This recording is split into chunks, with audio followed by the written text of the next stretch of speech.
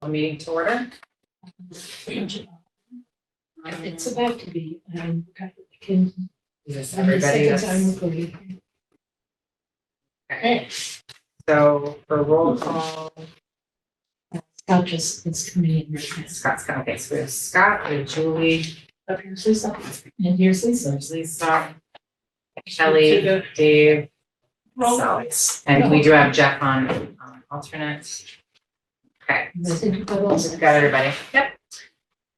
All right, so in regards to approval of the agenda, I'd like to request that we put in an addition. So this was created prior to the previous budget failing.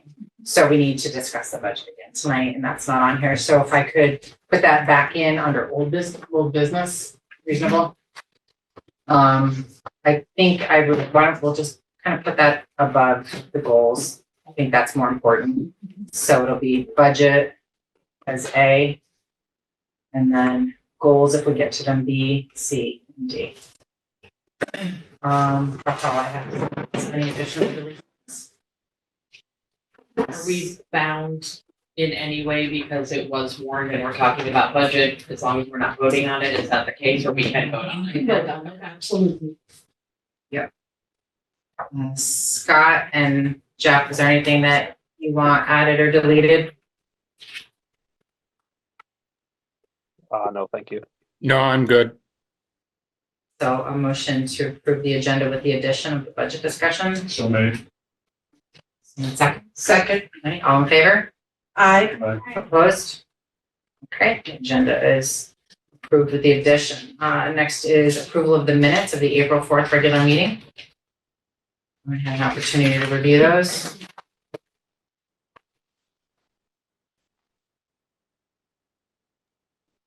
We approve meeting minutes from April 4th. I'll second. All in favor? Aye. Opposed?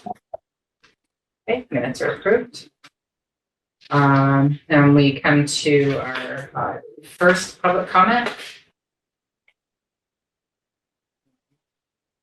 Just do a shout out, Yeah. because there's no board comment, but a shout out because it's Teacher Appreciation Week, month, year, whatever. Century it should be. And thank our staff and all the people that work with us and make this happen for us. Amen.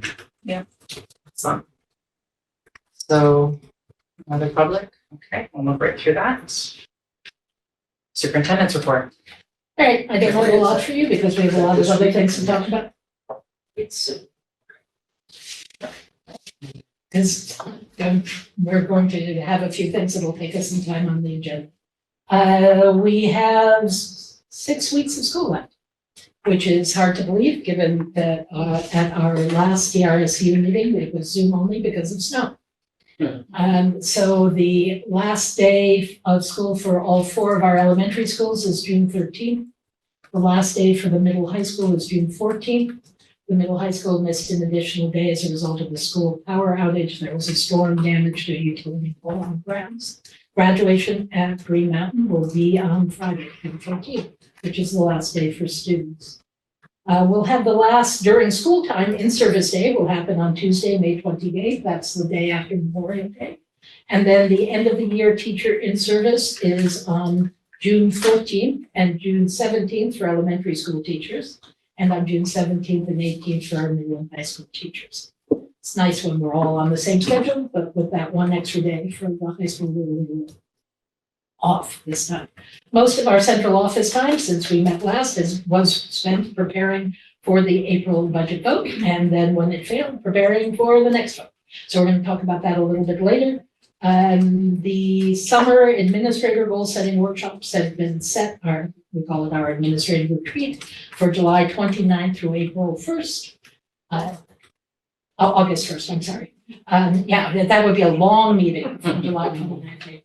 So from Monday, July 29th through Thursday, August 1st, Emma, our incoming curriculum director, Julie Para, our incoming technology director, and current K-12 math coordinator have already been discussing plans for the structure of those meetings, and that includes conversations with Lane Millington, who knows and has approved of the dates. So we're gearing up for that. Teachers have been informed, our teacher leaders who will attend that, so we're always thinking a little bit ahead. Our principals are involved in those conversations as well. We sent our contracts out and required that they all be back in by April 17th. And we did 1 or 2 extensions through May 1st at this point. We have had responses from all of our teachers on whether they are returning or not. And this has been the most efficient process for doing that we have ever experienced. And that is true primarily because our relatively new human resources person, Allison Sexton, does an outstanding job of getting those out, following up, and making sure that all of that is done appropriately. Enter just as I was talking about. You are going to be present during the summer for the administrative report. Let's see. That means that all open positions have been posted. We're looking at new hires tonight for 2 of the special education positions. And our other positions, we will discuss at our May Ludlow, Mount Holly, and Green Mountain meetings. We hope to have all of those things set before. With our budget events, I have not had a chance to go through the climate surveys so that they could be posted. I intended to have them for you to look at tonight, and I hope that I'll be able to get to those so that they will be up so everybody can see them by next week. I also want to echo what Kelly said, Teacher Appreciation Week. Every week is Teacher Appreciation Week. We want to make sure that our teachers know how valuable they are. And there are some events planned within the individual buildings in order to acknowledge that. The last little bits of information I have for you, I think most people, some people are aware, the state Senate voted Thursday of last week, maybe it was this week, not to approve Zoe Saunders as the next Vermont Secretary of Education. The primary reason stated from the people who were voting no was her lack of experience working in public schools. Governor Scott then appointed her as the interim Secretary of Education, a position which does not require approval from legislators. There's a lot of discussion about that among the Superintendents Association, the Principals Association, the School Board Association, and we'll see how that all plays out. On the VSBA, the new Board Member Academy, which even if you are not brand new, if you have an interest in it, it happens on May 6th. These are webinars online, and May 15th.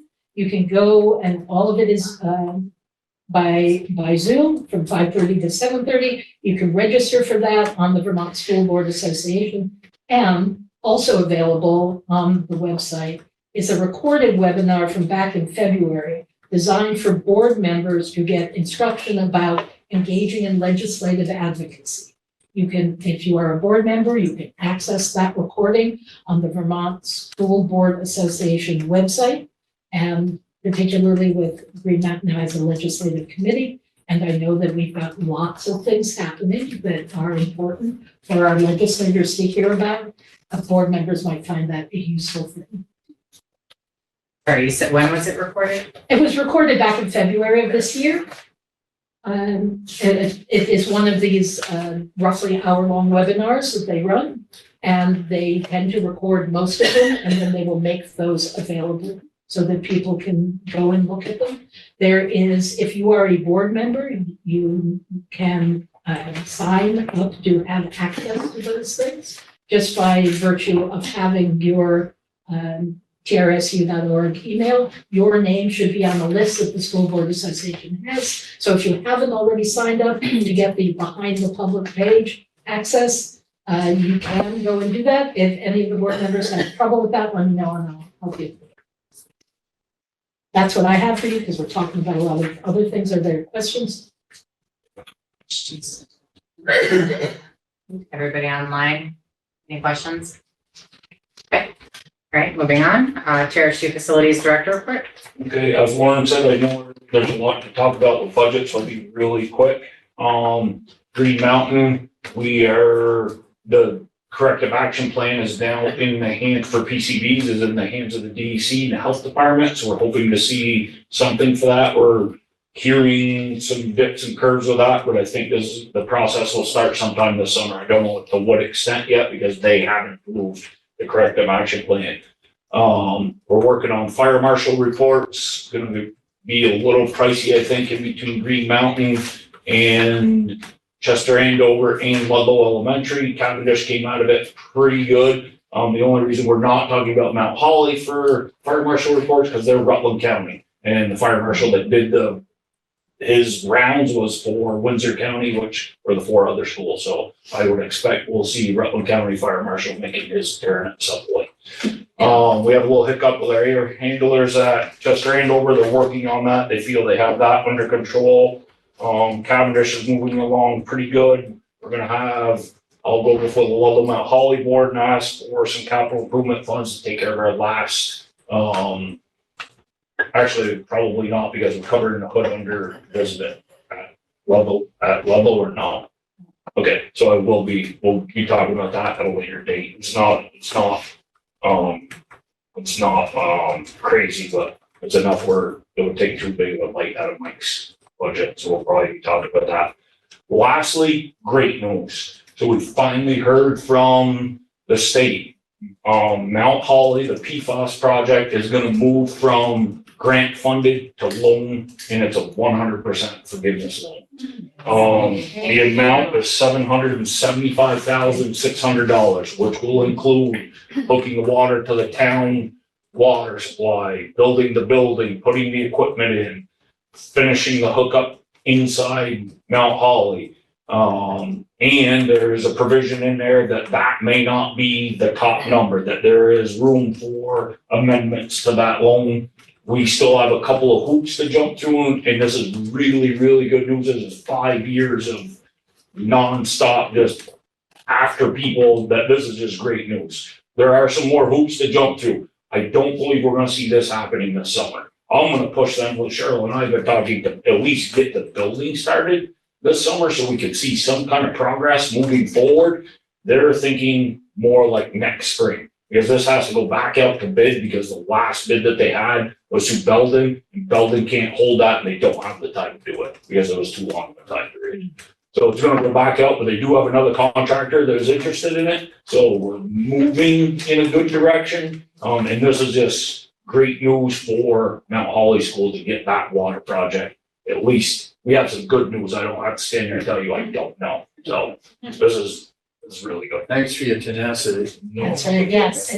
I want to make sure that everybody's aware of we've been, within the SU, been talking about this project for, I believe, seven years. Todd's been working on it for 4 and has just been a dog with a bone with people to make sure that it moves forward. Appreciate that.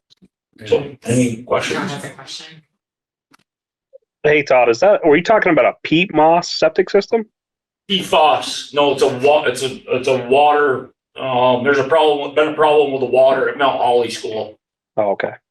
PFAS, the state calls it. Yep. Okay, thank you. Who's the lender and who's the forgiver? Lender is DWSR. That's the agency you're going through, but it's going through the bond. Oh, yeah, right. It'll go through the bond bank. Yep.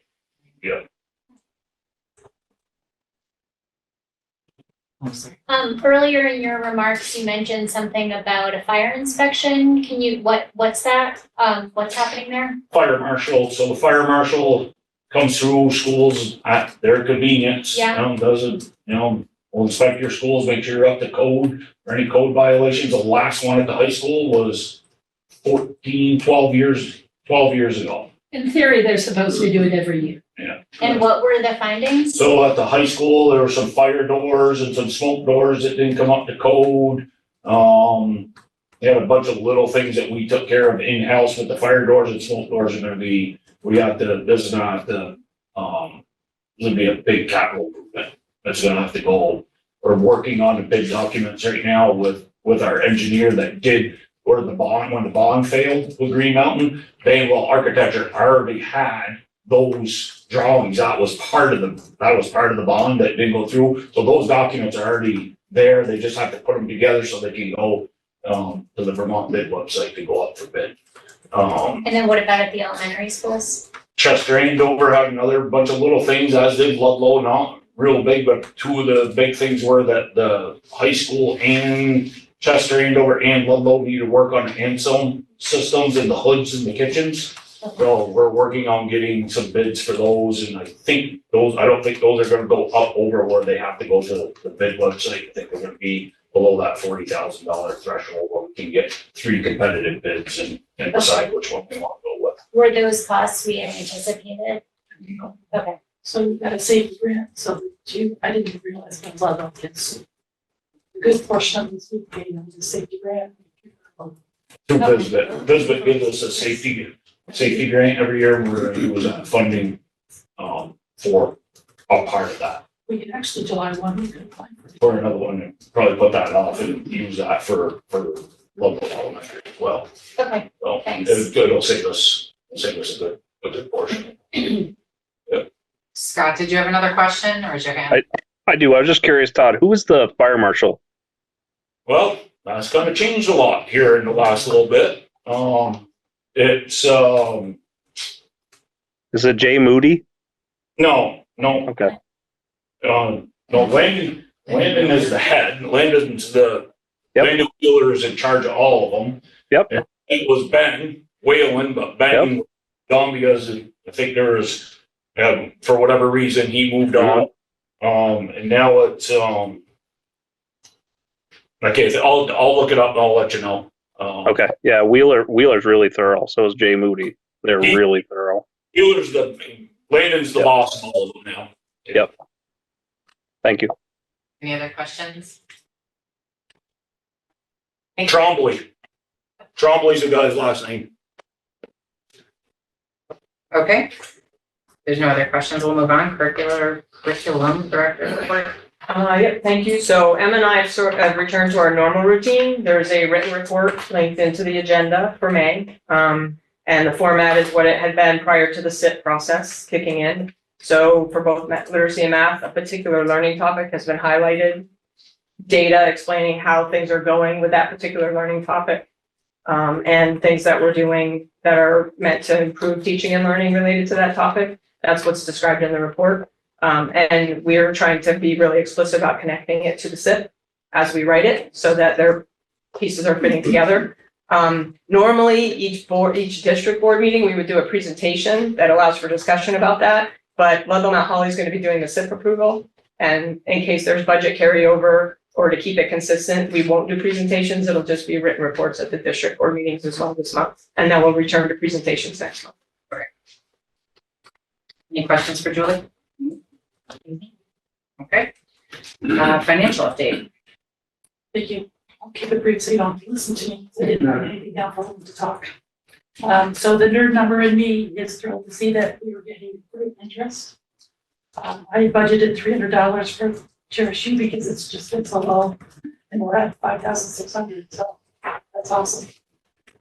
Community bank is going to give it to us, and just, keep chop that stuff and then raise it. So everybody's looking good. We're about 76% of our budget. 10 months in, we'd be about 83. So that's a great position there. Transportation, Green Mountain's at 76%. I think you're pretty full staffed, aren't you? Down there, you still missing a couple. No, they're gonna set a couple. And of course, in Ludlow, Mount Holly's not running the bus right now. So we've only spent 40% of that budget. It'll be a savings going into that. We finally did get the transportation grant money. They're supposed to do it, I think, 3 times a year. We missed the first 2. We got it all on the third one. So we're all caught up there. And then with special ed, beginning of the year, I told you that they had miscalculated the block grant for this year. They used formula, not a formula wrong, but a set of numbers wrong. We were going to be short about 54,000, and they are going to make that up. So we should pay some. Nice. Questions for Cheryl? All right. With that, we're going to move into old business. Budget. All right, and as you'll know, both districts' budgets unfortunately failed. We are having meetings with both of the districts in order to go through proposals for the next round of budgets. On Tuesday, which feels like it was about 6 weeks ago, the Green Mountain Board met, heard proposals, discussed what they wanted to keep in and what they wanted to take out, and has approved the next budget, which includes in it some of the reductions in the TRSU assessment that we're going to go through right now. So we're going to talk about the things that we are able to, that we feel are appropriate and possible to remove from the TRSU budget. As we've said before, there is not a lot of room, but we'll go over the things that we feel we can, the adjustments we feel we can make. So we're passing around here some the cuts that we are proposing that we will make.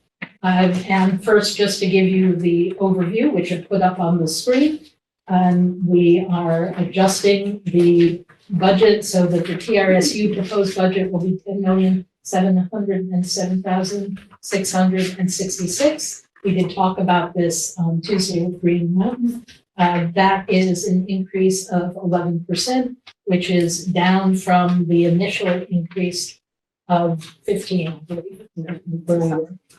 So this is a reduction of $181,052 from where we were in April. In April, yeah. So the central office budget, which is not where most of our big monetary differences are. We are reducing that by 11,827. The reductions are, we have had in our budget for the last several years, $7,500 for a grant writer. That's not somebody directly employed by the district. Not somebody who works for us, otherwise it is someone we pay when and if they write grants for us. They have written grants for us on and off over the last couple of years. We never had one successfully approved, and we did not, in fact, ask them to do any for us this year. We've been writing the grants with people in-house. Our Ann Gardner, our former curriculum director, does a lot of that and has continued to do that. And we have other people who are picking that up. So we're eliminating that. There's no reason to keep that in the budget. We're also proposing removing $7,341, which will be the expense of having ClearGov stay in for next year. We just put that in, and as we said on Tuesday night, discovered that that is a wonderful system and relatively easy to use unless your budget fails. If your budget fails and then fails again, it is completely non-user friendly and takes far too much time for our business office to enter all of the information for the budget and then have to enter all of the information again, and then have to enter all of the information again. And hopefully we will not be in this position again, but we're looking for ways we can cut back. So this is $7,000 that we feel we can pull back at. So that's our recommendation. We also looked at how much we spend on utilities.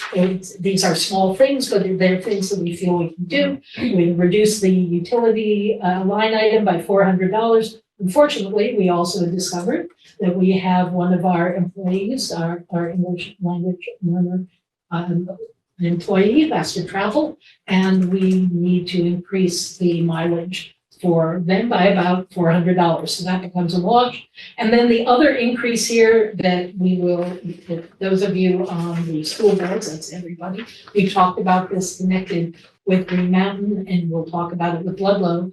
We budgeted for the dental benefits that all of our employees get. We budgeted for a 3% increase, and that has come in at an 8.5% increase in the way of all health benefits. So as long as we're going in and making corrections to it, we're going to correct that as well. So that is an increase in central office of $3,000.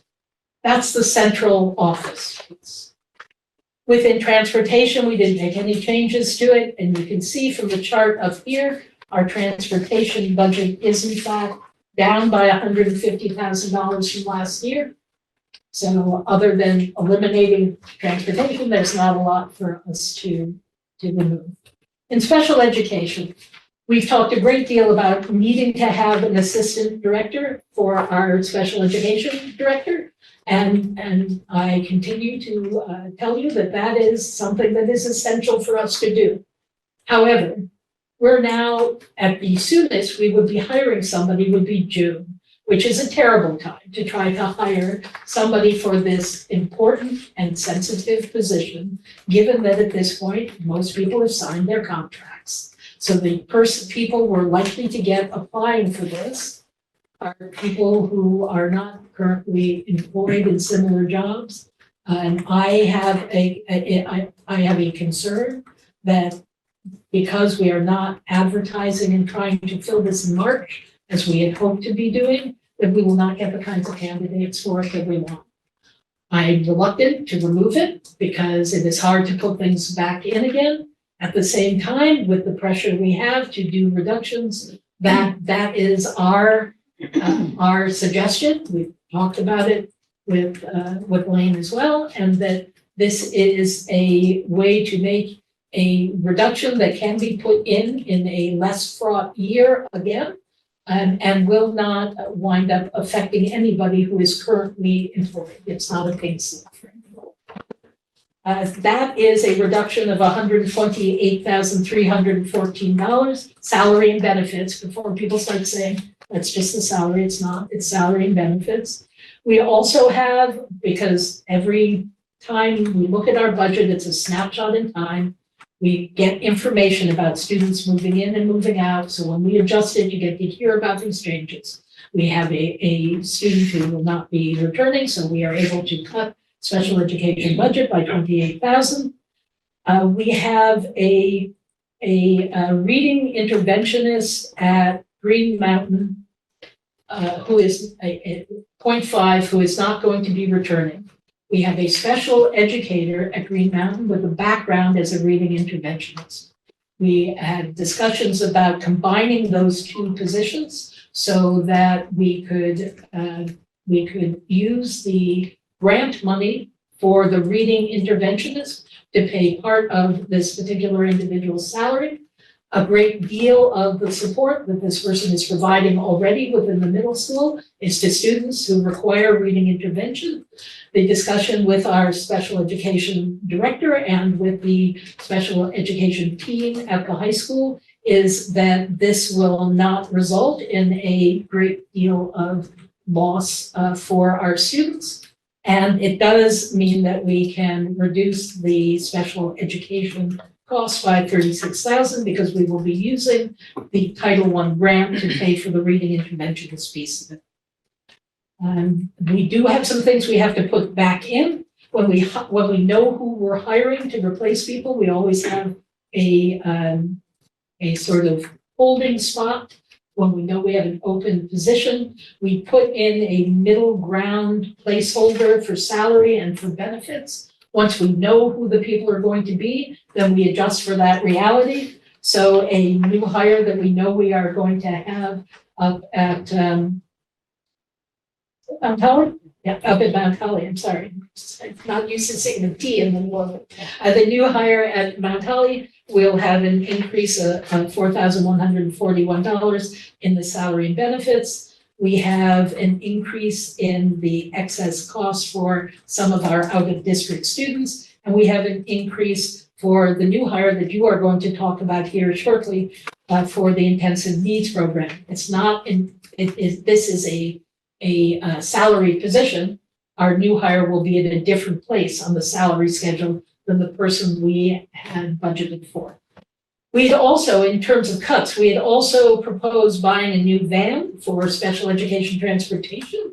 The one we have is still functioning and it's still okay, but it's getting towards the end of its life. Given that we were looking at having the ability to, with the new funding formula, to spend more without raising taxes, we thought it would be a good year for us to do that. And now that we are struggling to pass the budget, it seemed like something that we're better off waiting for another year, so that's a savings of $35,000. The last one is changes in benefits again for our special education folks who also have dental benefits. And that's going to cost us an 8.5% increase instead of a 3% increase. That takes us up by $6,987. On the back of the sheet in front of you, I'm going to take this back out of this so that people can see each other and hear us a little better. We have people ask about the cost of the central office building and what it costs for us to be in that space. Cheryl put together the numbers. We rent that space for $1,500 a month, which is $18,000 for the course of the year. There's insurance, there's utilities, electric and heat, run about $14,300. We pay for the plowing, sanding, and lawn care. We are required under our lease to pay for the cost of the people that Fletcher Farm provides. We do not do that ourselves. We have to pay what their people do. And then $500 for maintenance and repair. That's just built into our expenses. $41,600. If we decided that you wanted to have people move out of there, then you have to understand that doesn't mean that then you pay nothing. That there is no TRSU space that you will not have to pay one district or the other, pay rent for. So in this building, for example, in Ludlow Elementary School, we house two River Supervisory Union special programs, and the TRSU pays rent to the Ludlow Mount Holly School District because of that. If you put offices in here for the TRSU, then the TRSU will pay some level of rent. If you put offices into Green Mountain, the TRSU would be paying some level of rent, and that gets distributed back out again. And it is true that it might be less than that. We have 14, we went through this, 14 people who are housed at central office, and there is no building currently in place that has 14 available set up offices with furniture and phones and the various things that you need in order to have that happen. In order to do that, you would have to spend some money. And it is a choice that the TRSU board can make to decide to engage in that disruption. If you put everybody into one place, that's a lot of people to put in a single location that doesn't have 14 office spaces available. And if you spread it out, then you also are going to pay mileage for people who need to spend time together traveling back and forth. Some things can be done by Zoom, but there are a lot of efficiencies that happen as a result of people being able to walk down the hall and talk to each other. The lease began in May of 2013. It was $1,500 a month for the farmhouse, $500 per month for the roost. And we were doing a renovation charge from 2013 through 2018 for the upgrades that had to happen to that space in order for there to be offices. It was a total of $18,000. We just finished paying that off in 2018. To me, it seems a shame to have spent the money to do all of that and then decide to go somewhere else. But that's, and as Cheryl also put in here, we stopped renting the roost in 2019 to save money in the budget. That the year before I came in as superintendent, the TRSU board said, you have to cut, you have to cut, you have to cut. A total of $9,000 was saved by not having the roost space, and we moved the curriculum director in here. We moved other people into other locations, which was challenging as an understatement to manage. And in 2021, we needed to have space and needed people to not be on top of each other, which is what we were doing when we closed the roost. So we had a discussion with Fletcher Farm, and they agreed that we could use the roost at no charge if we paid the utilities, which is what we've been doing. So Fletcher Farm is no longer charging us any rent for the use of the roost. We pay the utilities. We've been paying them with ESSER funds because we're using the space in order to spread people out and have a healthier environment. But the utilities, which are roughly $3,000 to $4,000 a year, are included in this year's budget. That is also a place that we use for conferences because there is enough room in there. We have some committee meetings in that space that we would struggle to have we would have to travel to a space like this in order to do that. All of these things are possible. I don't want to imply that they're not. We can certainly do that. I think that the amount of money that is saved by doing that is not enough to outweigh the difficulties that it creates. All right, so those are the things that we would propose, and we, as he said, the Green Mountain District had their portion of this already included. Their reduction of approximately 127,000 of it was the 123,000 was the reduction for the Green Mountain budget from these changes. There will be about 50,000 reduction to Ludlow Mount Holly when we go over that on Monday. We own all of our furniture. And yes, we own all the furniture. Is there any discussion, questions? I have a couple, but, do we currently pay any compensation? I mean, I know you had 7,500 in there, but if other people are continuing to write grants, we don't pay them anything, it is part of their current salary? So Anne did grant writing for us when she was our curriculum coordinator.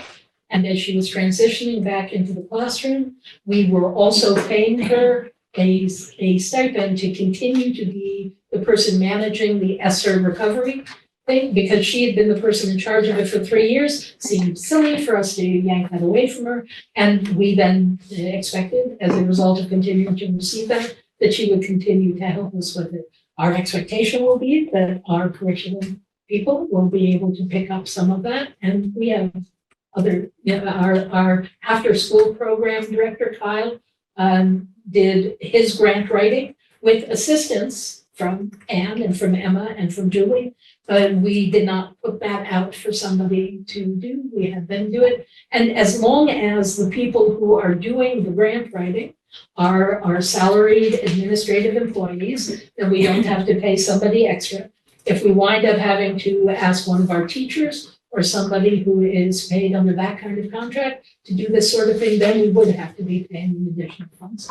It is reasonable for us to say that engaging in grant writing is an expected part of an administrator's job. And my second question is, can you just remind me, and I should know this off the top of my head and I just don't right now. We pay the state cap for all of our tuition, we pay the tuition rate. Well, oh, right, because in here tuition is not Ludlow Mount Holly. Never mind, I'll ask that question next week. Yeah. And my third question, if we take the $35,000 out to cut the van, and the van we currently have doesn't work, and we have to hire one of our, are we biting our nose? Today, we're talking about tires, it's time to change out the stones, you think? 213,000 on something already. He said, first I'm kidding, it's in good shape, no rust. I think we would really look into a loan and not take a one-time hit. We'll do associates something. I would just worry about then having to pay the Absolutely. really expensive fee of I think Georgia Shuttle or whatever we're using these days. he's a business buddy. Well, he was my guy. Once he's willing to drive, we can find the driver, it's really in your best interest only. And as you said, this seemed like the right time. when the van we have is currently running very well, but it's up there in mileage, this seemed like a good year for us to say, let's spend that money. And if it fails, then we'll have to spend money. But if we have to cut every penny, that's a place where it is possible to do that.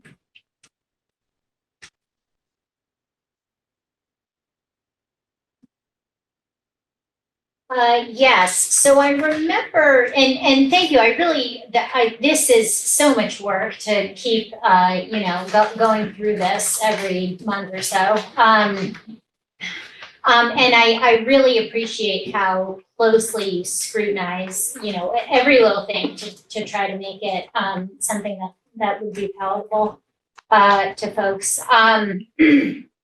So my question, I have a couple.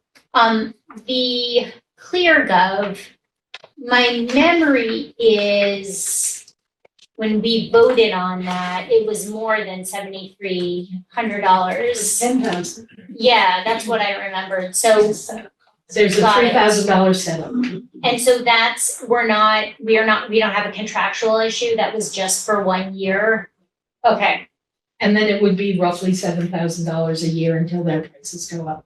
You pay the $3,000 as a one-time setup fee. okay. That's a great idea about them. We may be able to do some of it ourselves. It might not be so glitzy, but some of the visuals that, now that we've seen that, I think we can probably do that from spreadsheets. Okay, yeah, that would be helpful because I think part of our problem here is maybe people, and I don't know, I'm guessing, right? But maybe people think there's not enough transparency about school finances and maybe some skepticism about that. And so, to the extent that we can just be very transparent It's about all out there. all of this. All of it's just in a different format, so they're not getting. Okay, And then we did get some analytics and it was early, so it's too, maybe. Yes. But they weren't the usage wasn't very high in the okay, time that it was out there, okay, so. okay, And ideally, you're giving something new like that a couple of years, at least 2 years, for people to see it, use it, see whether they like it. But ideally, we're not on our third budget. okay. My other comment is, I guess, I understand the recommendation, but I'm disappointed that the assistant director is being cut, because quite frankly, I have operational concerns about 70 direct reports all reporting into one leader. That doesn't seem operationally feasible to me. And yeah, it's not. And I think special education is a significant part of our district. So I take your point about being off cycle in terms of the hiring. But I guess I have concerns about then what next year will look like. And I understand we have been coping without this position. Was a net add. But I am worried about what that means for the department. Okay.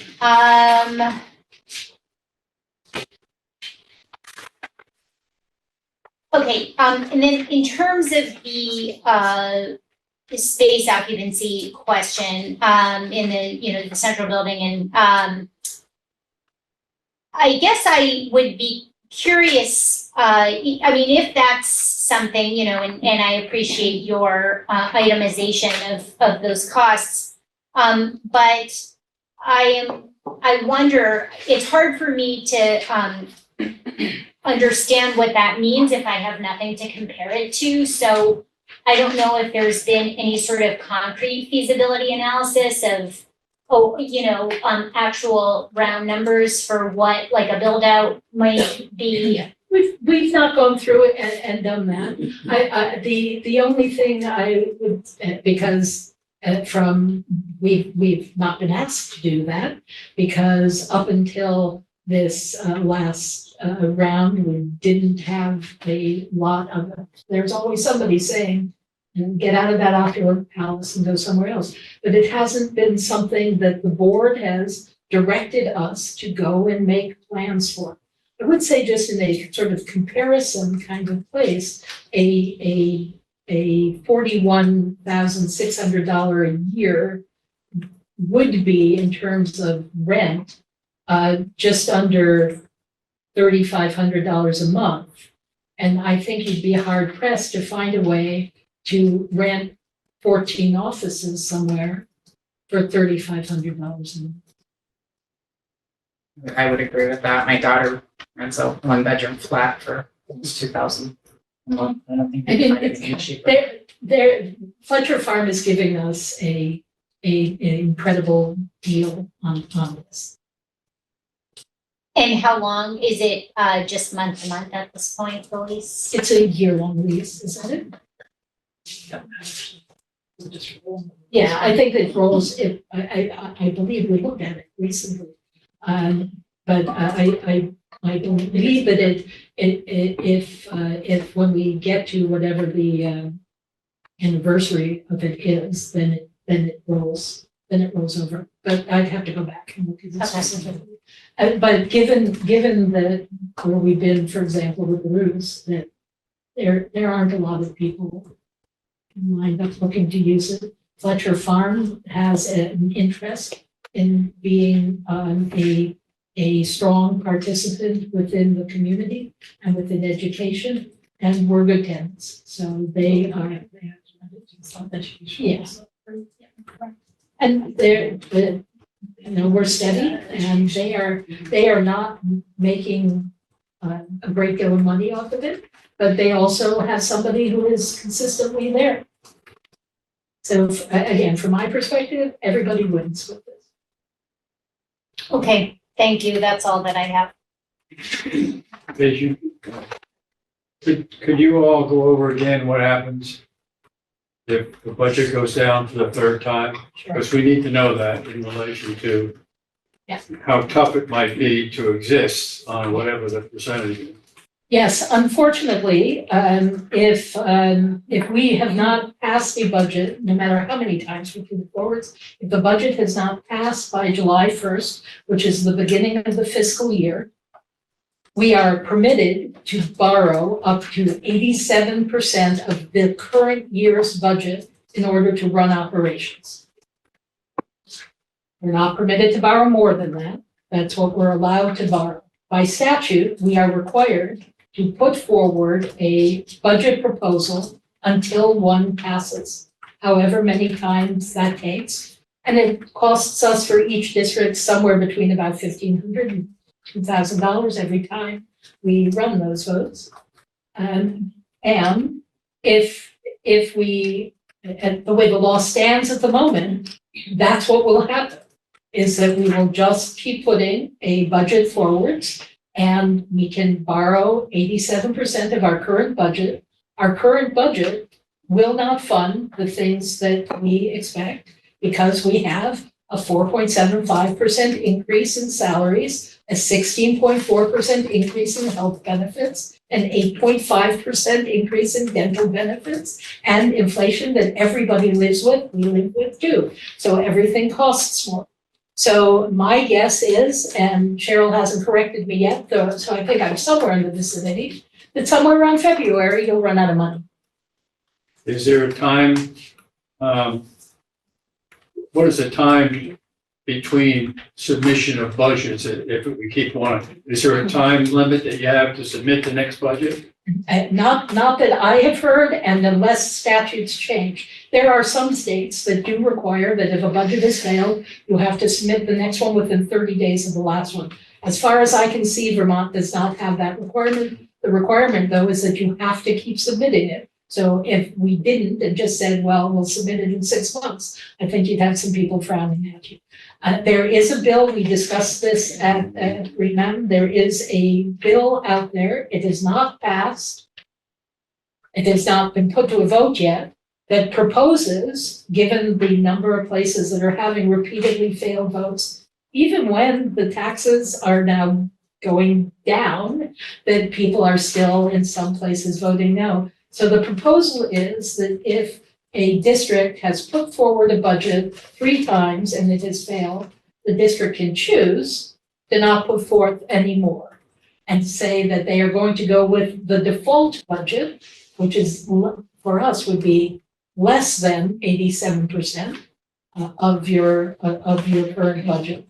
And it is determined by multiplying the yield by your long-term weighted membership. Multiplied by the fiscal year 25 property dollar equivalent yield plus state categorical aid funds the district is entitled to, which would not be included in the district's education spending. Which, and I haven't calculated it, or maybe you did for Ludlow Montgomery. From the last proposal, that's 1.9. 3.2 million. If you went with that, which is not an option at the moment. So Could you say that number again? it's not available right now. For Green Mountain, you'd have to cut an additional $3.2 million from the budget and 1.9 for Ludlow Mount Holly. It's if the bill does pass, it's still not a requirement. It is an option that, and the only reason I can see why any district would take it is that they have reduced their budget and reduced their budget and reduced their budget, and it's still failing. They're down at that level anyway. What's the point in continuing to live in front of people? We are not at that. So it essentially gives the tax rate on Which at the moment we're at 1 point. Yeah, so.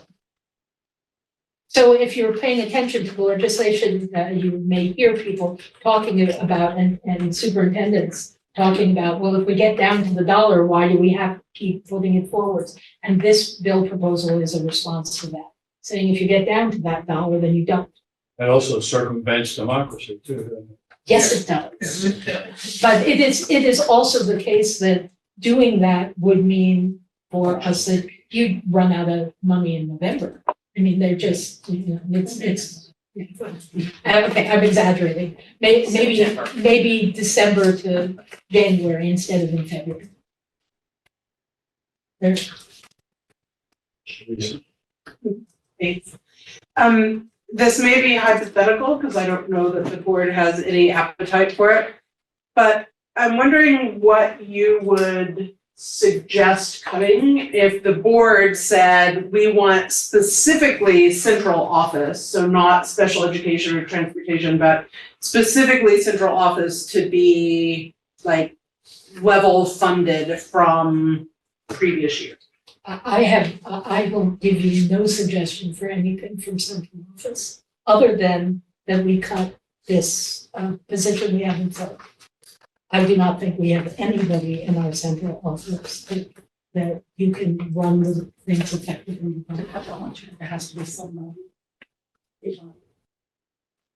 So it wouldn't be, it wouldn't be moving, it wouldn't be like. So to move in this year, it's still gonna cost you money. Moving's gonna cost, It's gonna cost you more than that. and so will the hookup. So again, if you say you want it cut from central office, the majority of central office is salary and benefits. There really isn't anything else there. That's your superintendent. Now, as far as I'm concerned, you don't have to pay your superintendent, but I think later. So it's your superintendent's executive assistant, your special education director, her assistant, the Medicaid clerk, who also answers phones when other people are not there and available, your 4-person business office, which used to be a 5-person business office, and it's now 4 people. That's your business director, your human resources department, which is a single person, accounts receivable, payroll, your technology director, and the 3 additional people in technology. That is a data manager and 2 tech support people, your after-school program director, curriculum director, and we have a part-time employee who does all of our consolidated federal grants. She's paid, Grant. right, she is paid for by a grant as well. And which Kyle, that's true, our after-school program director is central office, but his salary is paid for by a grant as well. I heard people say, well, get rid of the curriculum director. If your plan is to see improvement in what happens within our schools, we have two people who, thanks to the ESSER funds, we were able to put in place, who have begun the process of putting new curriculum and instruction pieces in place so that we are already seeing improvement in our student scores. Those positions have gone away, but because of staff changes, our K-6 literacy coordinator is going to be your K-12 curriculum director, and your K-12 math coordinator is going to be your technology director. To remove either of those positions and say that our teachers will figure it out means that the progress that we put in place will not. And I'm not being hyperbolic about that. The people who are doing this, we have Emma and Julie, who have saved you money this year because we didn't hire a curriculum director for this year when we had our last one move into going back into the classroom, which meant that salary money is used to pay for a great many other things. We cannot do, in my opinion, without that. Having been a curriculum director prior to being a superintendent and doing curriculum, professional development, mentor programs, helping to manage grants, you provide all of those different pieces of it. And if you don't have that, you are giving your other administrators who already have full-time jobs what amounts to an additional full-time job. Thank you, and I certainly don't mean that in terms of, I think No, there's no. like extra people floating around, but I think it's really helpful to go through what those I appreciate the positions are. question so that we can go through that. I did leave out one other central office employee. We have a 0.5 building, grounds and security employee that we put in relatively recently. That has, as you have all heard, in my opinion, again, has paid for itself in multiple ways as a result of having somebody who can oversee things like our PCB issues and our PFAS issues.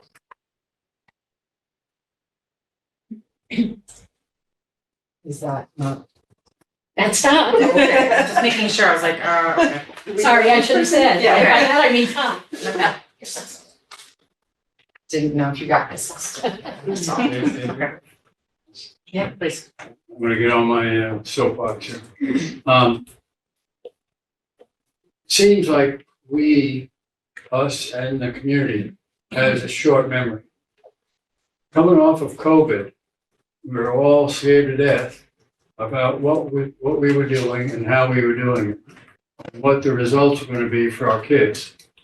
We saw what the results were for our kids, I think, in general. The scores are crappy.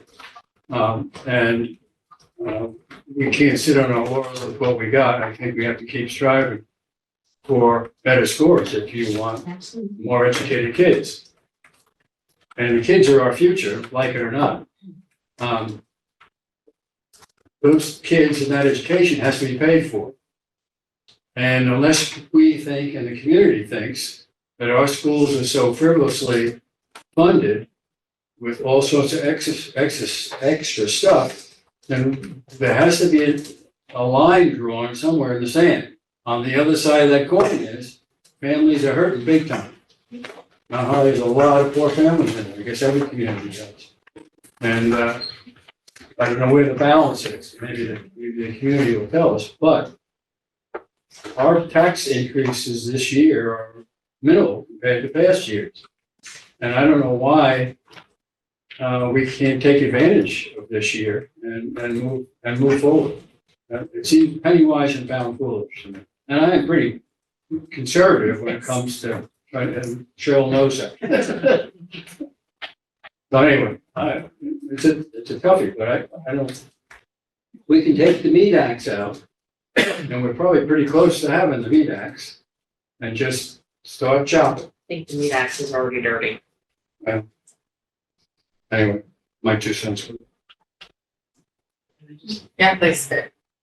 To sort of support what Dave said, I have a hard time thinking we've paid and paid and paid into what Dave used to call the shark pool for years. And I feel like this is the year we could actually take advantage of a sale. And I think about, we need these things. When I need toothpaste, I don't have to go to the store because I have a stockpile of toothpaste, because when it's on sale, I buy it. When it's $7 a tube, I don't have to buy it because I bought it when it was on sale. And I feel like if we don't take advantage of the sale opportunity that we have with our current budget, and I, again, with Julie, I hear what you say about the assistant special ed director, the van, but if we're not doing it this year, we're gonna pay that full price next year. And I can't agree to that. I feel like that is short-sighted, and I know that it's frustrating, and I know that it's scary and expensive, but it's only going to be worse. And I just don't agree with it. And I know you don't either, but. Well, and again, my perspective is not things I want to do. However, Right. we put forward a budget with these things in it twice and it hasn't passed. Right. And to Dave's question about what happens if it doesn't, I don't particularly want to pull these things out. I also don't want your new superintendent and all of you to be trying to run the schools on 87% of this year's budgets. And so what we're putting forwards are things that are distasteful. And I have my concerns about if we just keep putting forward the same thing, that we will have the same result. No, I hear you. I think for me, I've been saying this from the beginning, I think what we're seeing is not public or, boards that want to put down budgets because of the kids. I think what we're seeing is political activism at this point. Yeah, I don't think that it's actually about the budget anymore. So, I personally, and I, not to put bad juju on this, but I personally don't think this budget will pass, because I think I keep hearing we're sending a message to Montpelier, even though they're sending it to the wrong ears. I keep telling people, then vote those people out. If you don't like what they're doing, vote them out. So, but I do think that we have to, like you just said, with these things in the last budget, it went down. I think if we're not showing, I guess, good faith in okay, the voters have said something, we're responding. I think we're just going to continue to get the same result. And I am worried that we're going to end up with a very small budget, and then we're going to end up, with a very substandard system. If we have to do it at 87%. And I think we're all preaching to the same choir. I don't know what else to say, but it is, I get it. I also get and understand what people are saying and feeling. They're being crushed, from every angle at this point. And unfortunately, this system has been set up in a way that this is the only spot there's local control over taxes. And I think that was kind of set up, to be honest with you. So. Voting no, to send a message to the state. The state's heard the message and they're doing what they're doing. Voting no again, the message is we don't support The you. state screwed it up to begin with. What is not yet. So there were 2 ideas that came up in the Green Mountain meeting that I think are worth discussing here as well. One is being really clear about what will happen if we are sent to that 87% budget. So that we need to be putting out there. That means no transportation, no after school programs, cutting teachers, like just how devastating that would actually be to the schools. So at least that's the the comparison. And the other idea that I thought was potentially helpful is having some sort of poll, like voting poll, that is, if you voted no, and if that no vote is because you think this budget is too high, which of these things do you think we should actually be cutting? And it's true, you know, that means only an informed voter is going to be able to answer that question, but we have at least some percentage of really informed voters. And just that action of needing to say, if I'm saying this is too much, this is what I would want us to do without, might be helpful. I guess the informed voter thing really sticks in my mind. Have we done enough to inform the voters? Mount Holly's budget passed. And I think Mount Holly, small as it is, really went to the nth degree to try to get the word out in every way possible. And it worked by 8 votes. So my worry is that next time it goes around, Mount Holly's vote fails because of a different voting block, maybe. So we have to keep on trucking. So I think we need to look in the mirror, each town, have we done all we can to, in fact, advertise what we're doing? But I think though, to the extent that, this is like a symbolic, Adrian, as you said, a symbolic vote, I think that the cure for that is to focus on the turnout piece. I am not sure, you know, $10,000, $20,000 is like a meaningful action that I don't think that voters are waiting for us to hit some magic number with this.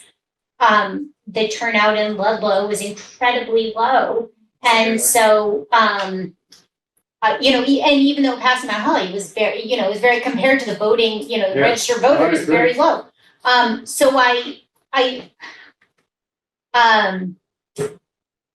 would be open to keeping the budgeted position, the special ed position in, and really working on, you know, working with the PTG, working with community groups and focusing on outreach, to get a more actually representative, opinion, I guess, from the voters. Yeah, so I think this, Sorry, Scott, go ahead. I just want to put in, I've said it before, the most I hear from people of all towns, and we all know it, is, you know, we're getting a not so satisfactory education for high taxes. I mean, it's Vermont, it's high taxes, we all know, but again, looking at all the budgets in the area, including Springfield, everything, I mean, the tech center was the only budget that passed around here, and it's because people know that their kids are getting a great education there.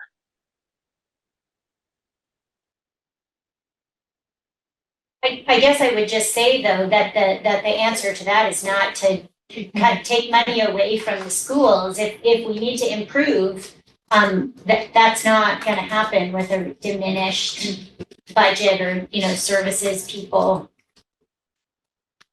It's also not going to happen between now and June 4th.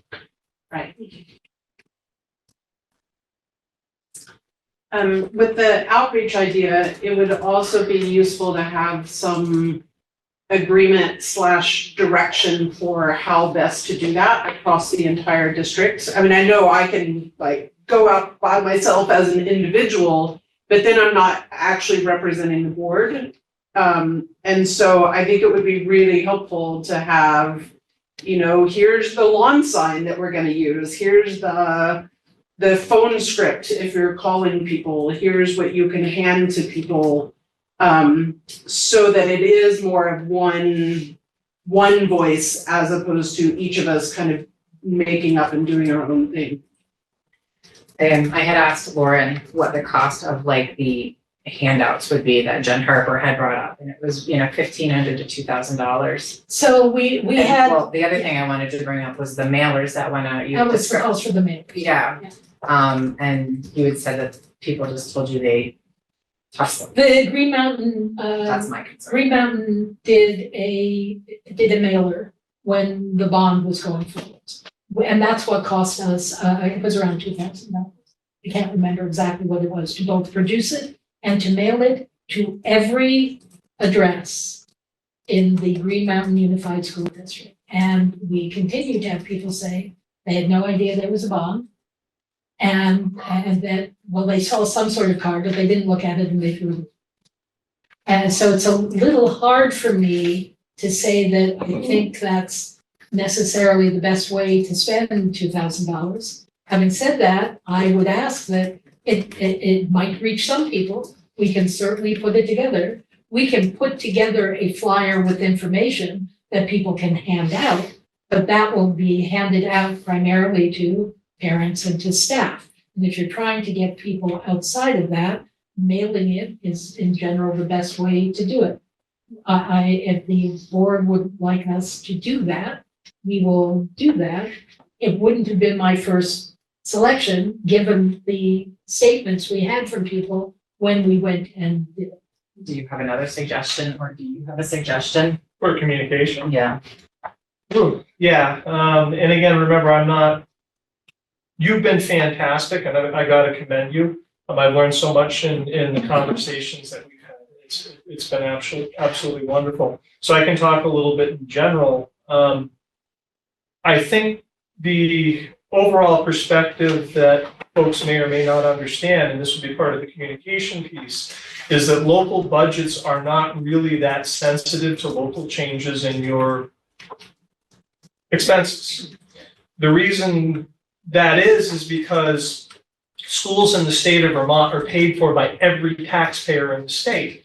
When you make all these cuts, you're going to see a small change in terms of people's tax rates here, but it'll be minimal because everybody in the state is going to benefit from what you do.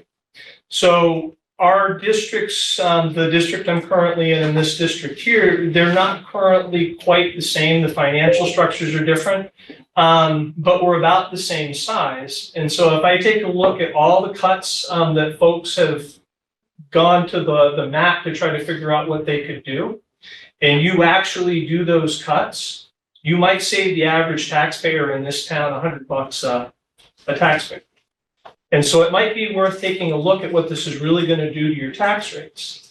And so then the question becomes, if we're going to make all these cuts, the impact on services to students and our ability to get them where we want to go is this big for a tax break that people are going to feel is this big.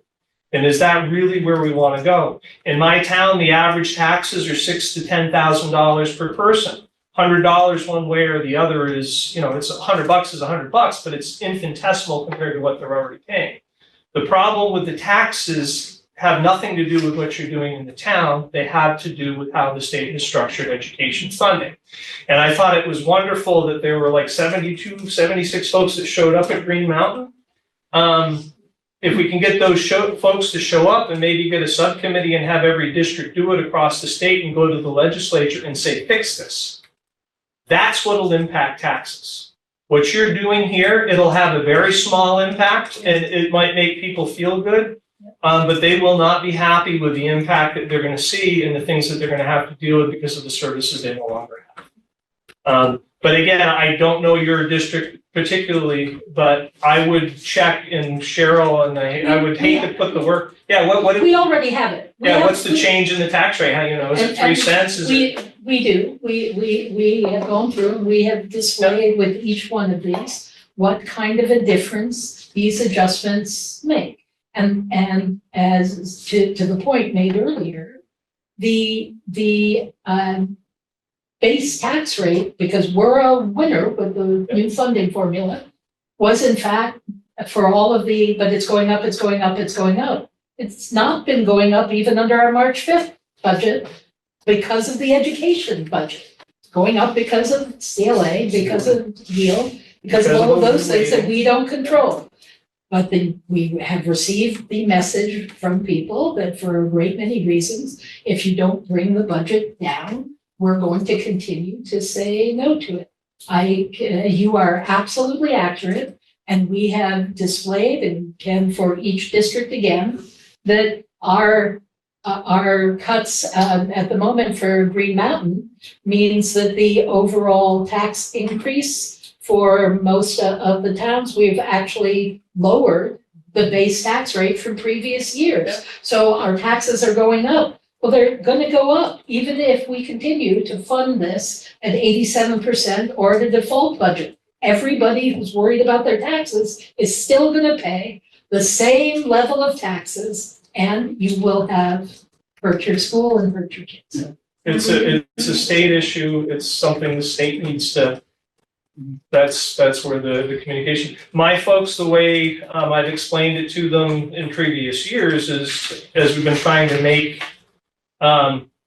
improve, the student performance, it's this idea, well, it kind of works in reverse too. If everybody is paying for everybody else's taxes, then why aren't we making the most of other people's money? If we increase, yeah, we're going to be paying a little bit more, but so is everybody else in the state to help us out.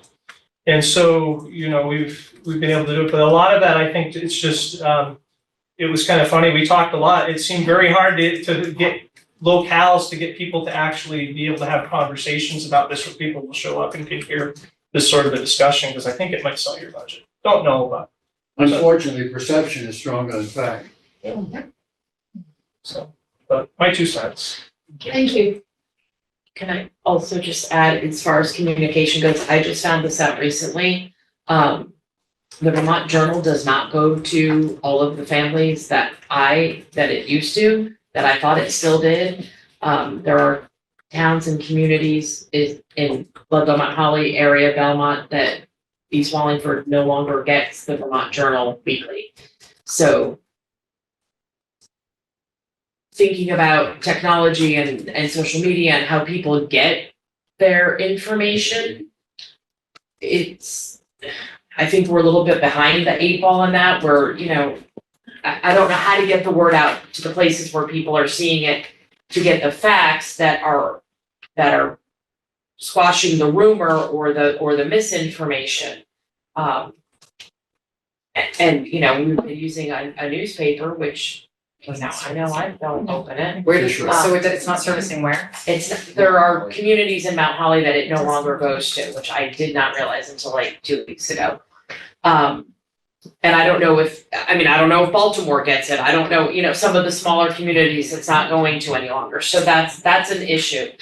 But on top of that, I think people get their information, their news, their whatever from sources that they weren't getting it from 10 years ago. TikTok. And we need to think, right, and we need to think that through, and have our outreach be completely different. And now we're here at the 11th hour and having to think about that again. And I think it's really about outreach and less about, The GM board has put together a new committee, and it is specifically for community outreach and the different avenues they can take. But again, it's newly, it's newly formed. I don't know what we can do to ensure. I mean, there were a lot of Other than things. Dave make you do a TikTok. Yeah. I vote for Dave to do all the TikToks. I don't even get into TikTok. But that's the social media is a thing. If you guys are okay, I don't know if they're still online.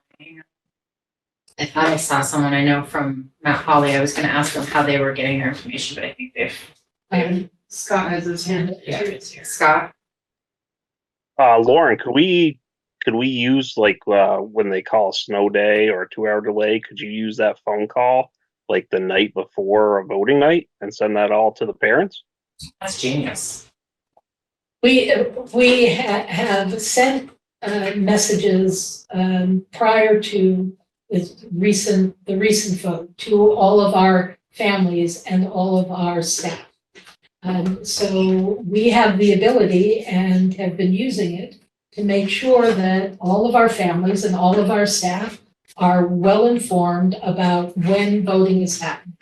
The people we're hearing from, and we still hear from some of them if they didn't know, But the people that we are hearing from who say we don't know what's happening are not our families and they're not our staff. They are people who, when they call us, and we had people call us to tell us that they had no idea that the vote was happening.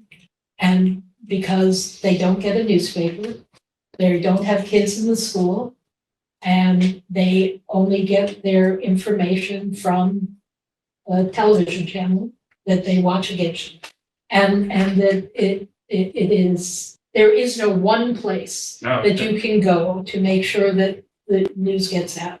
We can do more than we've done. We can make sure that we have somebody going to all of the select boards, because there are people who go to select board meetings who don't have kids in the school and then hear about it, make sure that that information is out.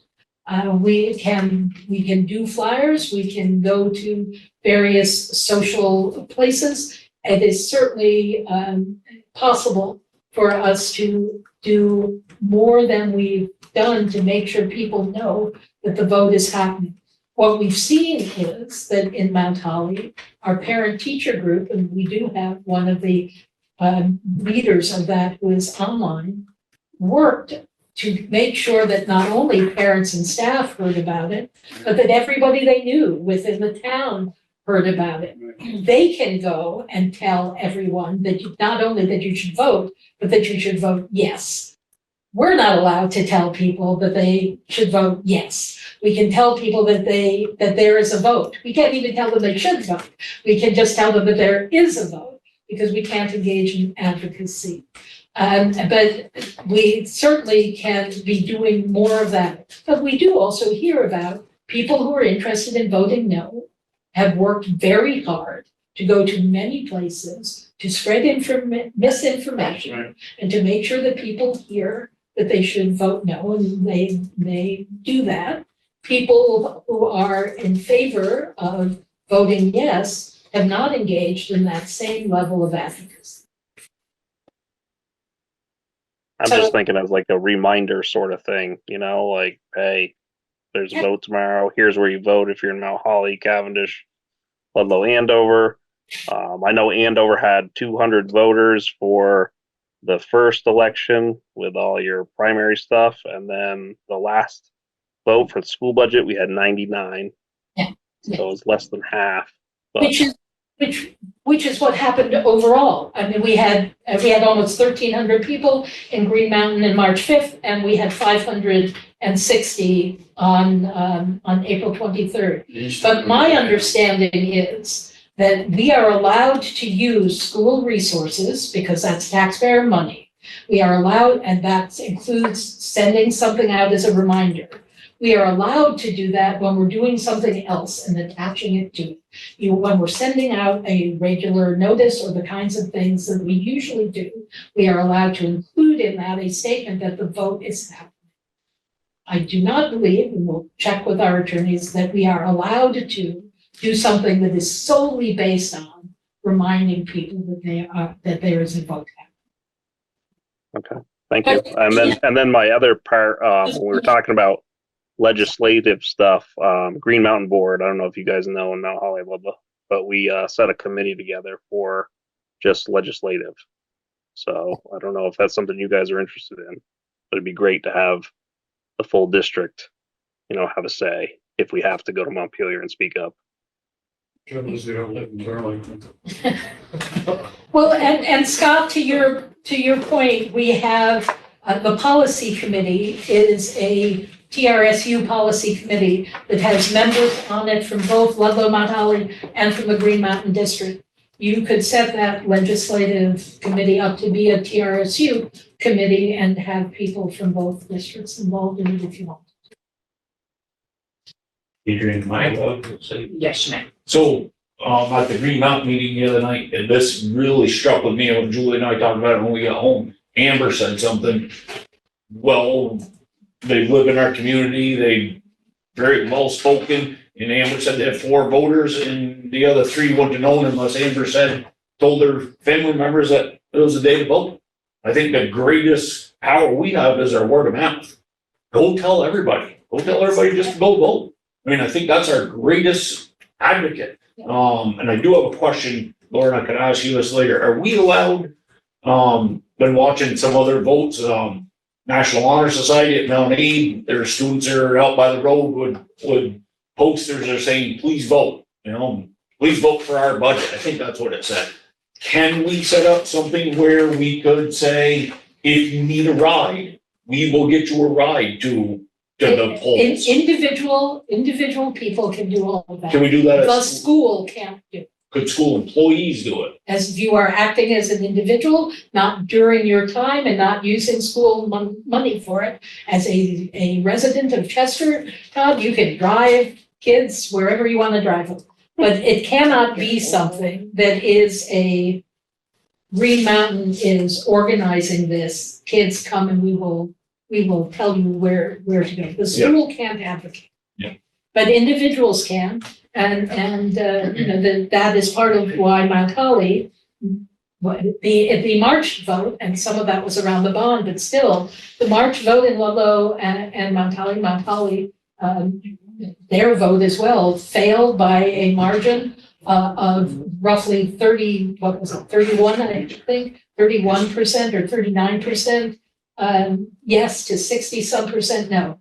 And the advocacy that happened within the parent-teacher group and others on the April 23rd vote, Mount Holly passed it by 8 votes. And even overall, even in Ludlow, that difference between yes and no had shrunk from roughly 30% to 6%. We'll just So it take makes a that vote, difference. use it for the next one. Absolutely. I So also, there's more we can do, but that by itself won't do it. I also appreciate how Mount Holly, I believe, has arranged for polls to open at 8 instead of 10. So, when, is that not happening? I don't know whether that's become official yet or not. I know that that Craig had said that he spoke with somebody who said that they were willing to open sooner, but our understanding is that there's a legislative process to that has to happen in order for them to change it, and I don't know whether that's hiring. It's It's not official. It'd be great if they did. when parents drop off kids Yeah. in the morning, if they could then go vote, because it's right there. Right. Yeah. They could also go in the day before and get their absentee ballot or whenever. I don't know the rules about absentee ballots, but they could go in at 8 o'clock or whenever it opens and grab their absentee ballot ahead of time and drop it off in time, however those are. Any more discussion, questions, thoughts? I did, I'm sorry, Andrea, if you're trying to send a message, if you can send it to me, to Lauren Fearman, rather than to Ludlow Elementary, otherwise it shows up for a second on the big screen and then it goes away. I don't know how the board feels about this. At Green Mountain, we gave the public an opportunity to talk before discussion and action on the budget. I don't know how you feel about that, but public. I support that. Yeah. Okay. Yeah, I move to make the addition to the agenda to have public comment before action. Second. All right, all in favor? Okay. Aye. All right, so we'll allow the public to speak before action if they so choose. Okay, all right, so. Before you do that, just to follow up on the statement about Mount Holly's change in time. Some of the board members apparently verbally agreed, but the full select board has to agree and before they can change the voting. And it's not clear that they're all going to agree. So they take a vote, that's how that happens? Yes. Okay. The select board has to say, we will change the start. All right, I'm sorry. No, that's fine. Okay, is there any further board discussion on the budget? No? All right, so if there's public comment prior to this, we welcome that now.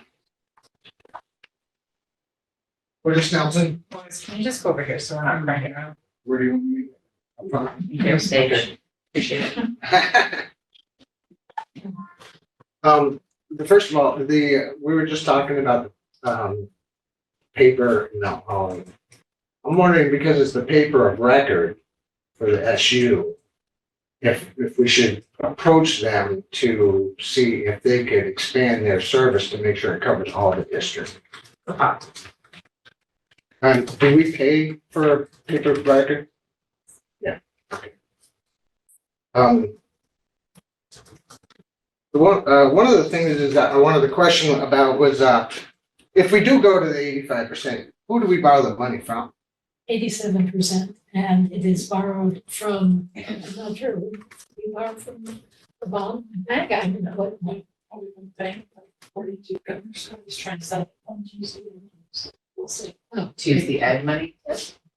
You'd have to go to a bank. at the moment, yeah.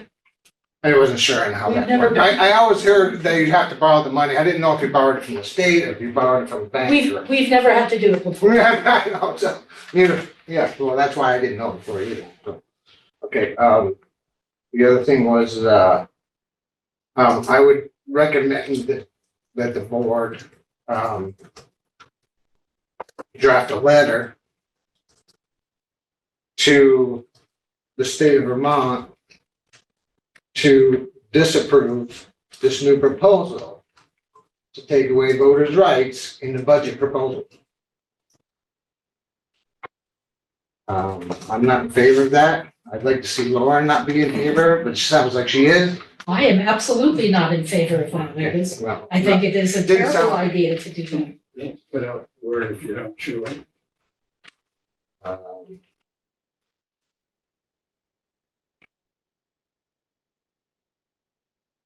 So the other question the other statement I wanted to say was that I appreciate all the hard work you do in reducing the budget. I do think that if you stick with the plan that you have now, you will get better results on what you propose tonight on the next vote. So I hope you don't add stuff back into it until you know, I don't think that if you add too much back into it, you're probably gonna see another decline or a defeat. All right, that's it. Thank you.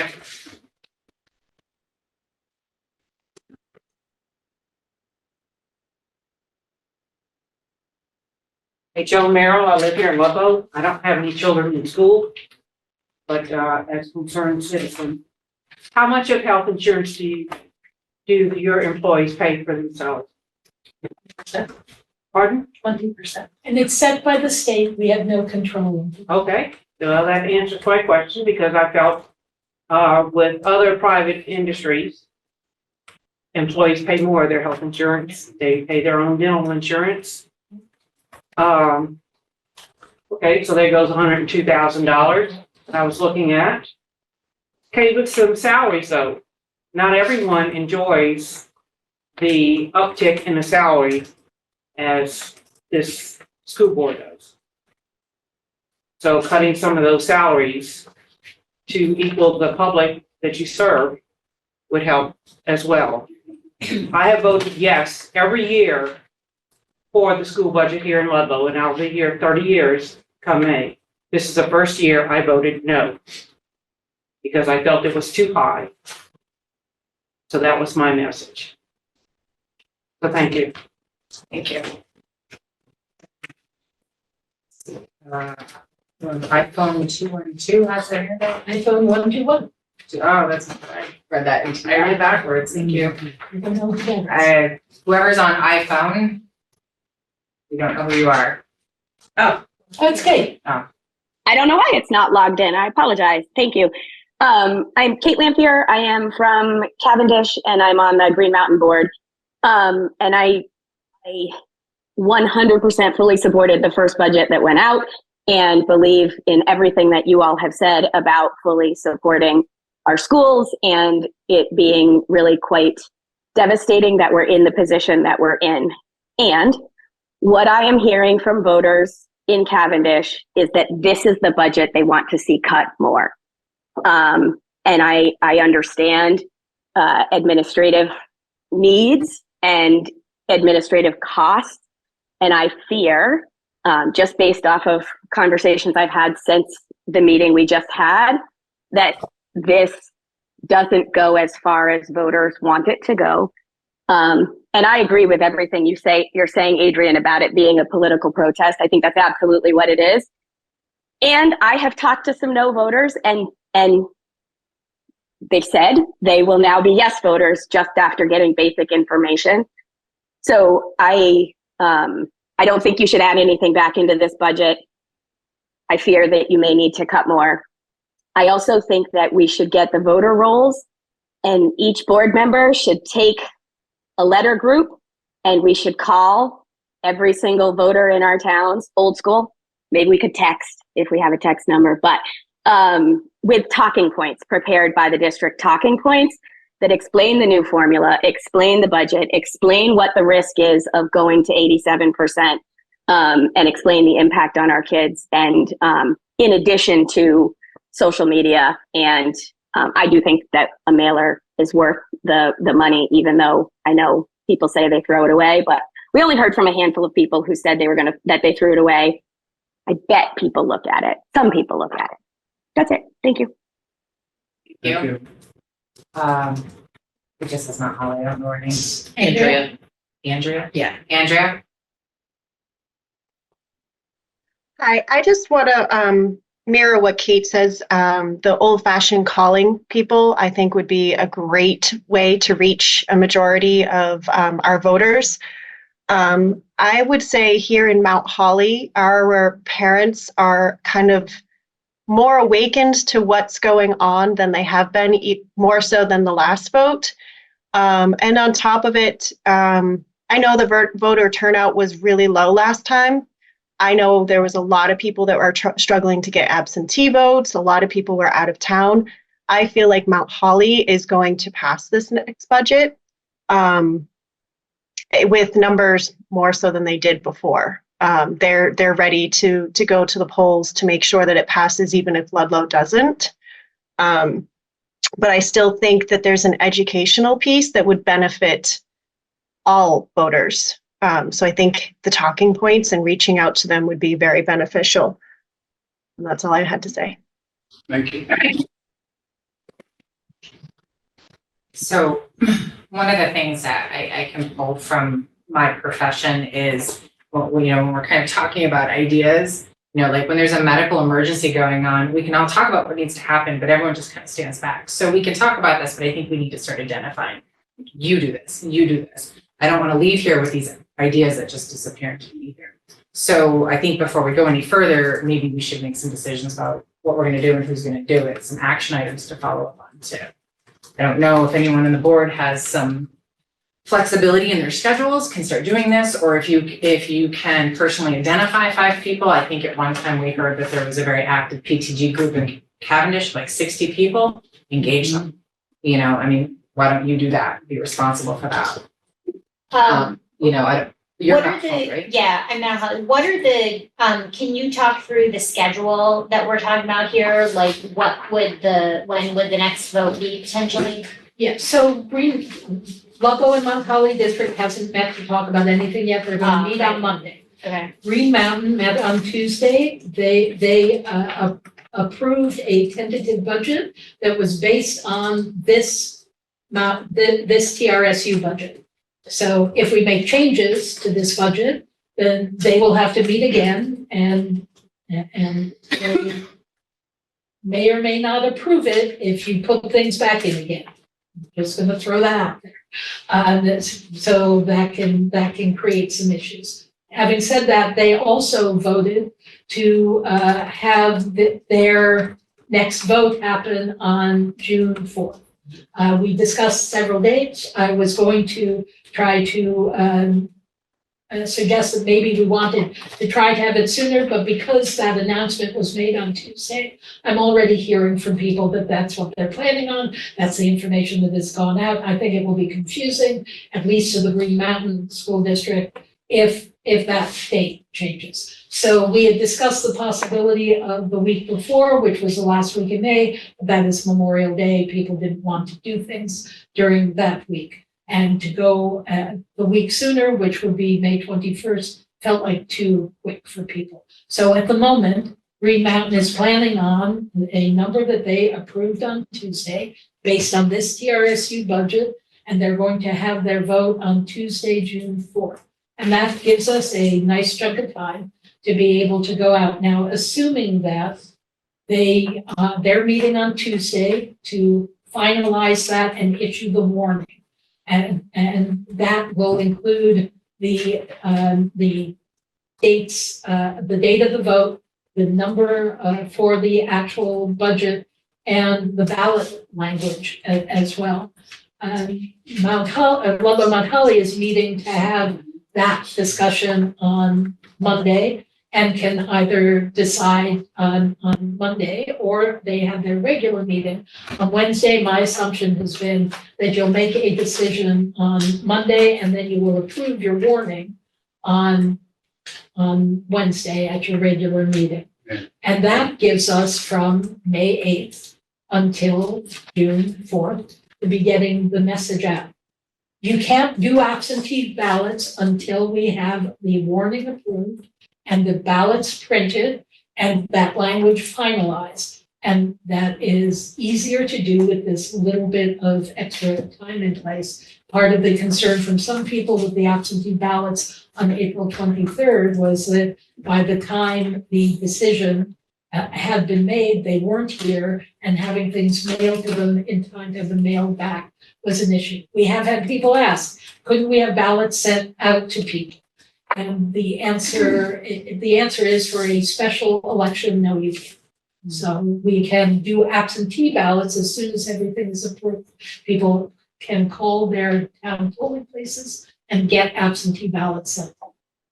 And what's the date for the informational meeting? So the informational meeting for Green Mountain would be the Thursday before, which was May 30th. Yeah, May 30th, I have. And then for Ludlow Mount Holly, it would be the Tuesday before, which would be May 28th, although they could decide to do it on a different day between Tuesday and Thursday. Has to be no more than 7 and no less than 5, which is why traditionally within these, within this SU lane for your future knowledge, Ludlow Mount Holly does theirs 7 days before and Green Mountain does theirs 5 days before. So that it's not happening on the same night and you have to try to be in 2 different places at the same time. So it'd be the so for Ludlow Mount Holly, the informational meeting would be the 28th? Yes. That's a proposal, it's not an. Yeah, right. And we have some, separate board meetings between now and then too, where I think we can all take things back to our respective boards and, start kind of assigning, action items. So, Yeah, one thing I'd like to do for that informational meeting is have Cavendish Zoom into it so that we have something very close by that people can come to, still gather, talk to each other. And I think there might be more people than would come to Chester. Absolutely, we actually have had some discussions about that as a possibility in Ludlow Mount Holly. You have to hold your informational meeting in a single place, but a board member could be at a other school with our wonderful Zoom facilities and Zoom into the informational meeting that is happening in its required location. But that means that everybody at their individual schools can still be hearing the same message at the same time. Which I agree, and we didn't manage to pull it together for Ludlow and Mount Holly at the informational meeting. There'd been a suggestion that since we were holding the informational meeting in Ludlow, if we could have put something together for Mount Holly. As it is, Mount Holly turned out and voted yes. But I think it would be a valuable thing for us to do that. You can't overinstall it. That's right. So then what would happen, there wouldn't be then, if we did June 4th, there wouldn't be time for a 4th vote, potentially? Now, well, technically there is, if you all turned around, we don't want to wish anything, well, knock all the wood in the world. That if it failed on June 4th, you can hold a special meeting on June 5th, make a decision about what you're going to do, and you can warn it 7 days from that date. So you potentially could do one more before July 1st. I would, I think the best approach is, let's make sure it passes on June 4th. It is also the case though that trying to schedule, I won't be here, it'll be Elaine's decision and all of yours. I will be on the ship sailing far away in July, but I would suggest that you not do a budget vote in the month of July. That you are not going to have, you're not going to have the ability to get the word out to people during that time.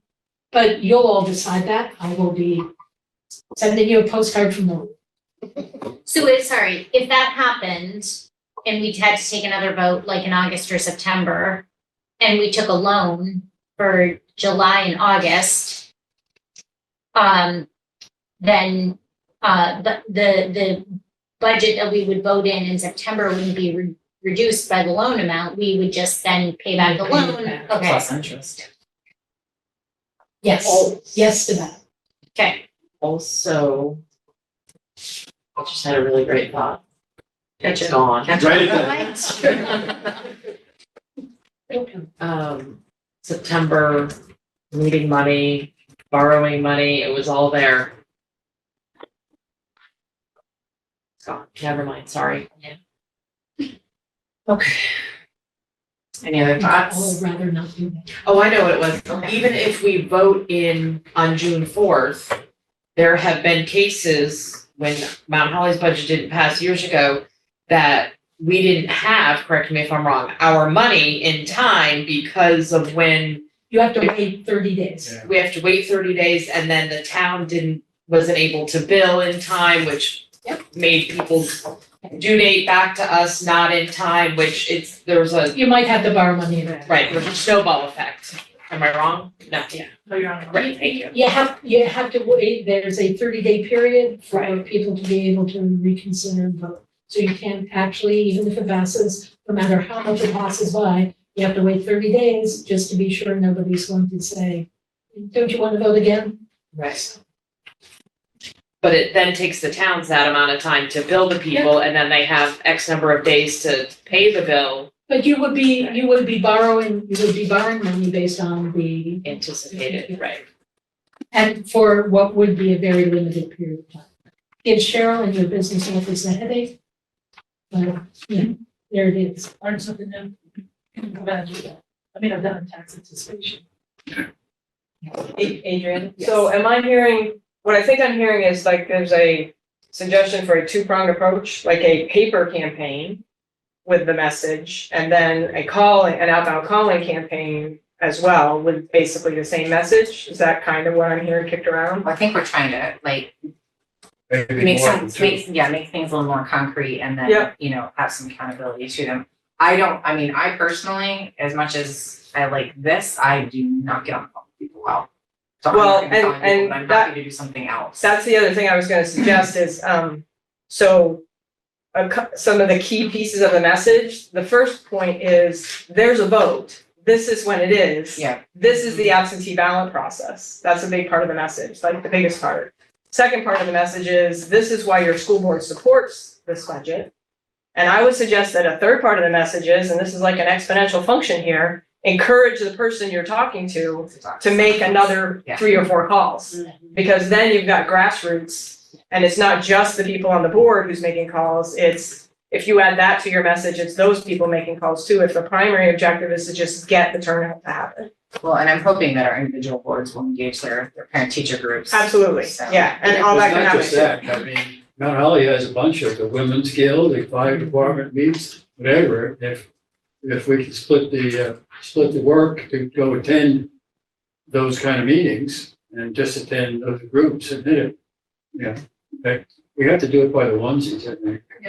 In addition to PTG or SA, whatever we all call them, getting our unions involved, our union presidents, and They've been doing. they have already. Yeah. And they've been having meetings to discuss how they want to approach. Ludlow's lucky to have a Rotary. It'd be a great organization.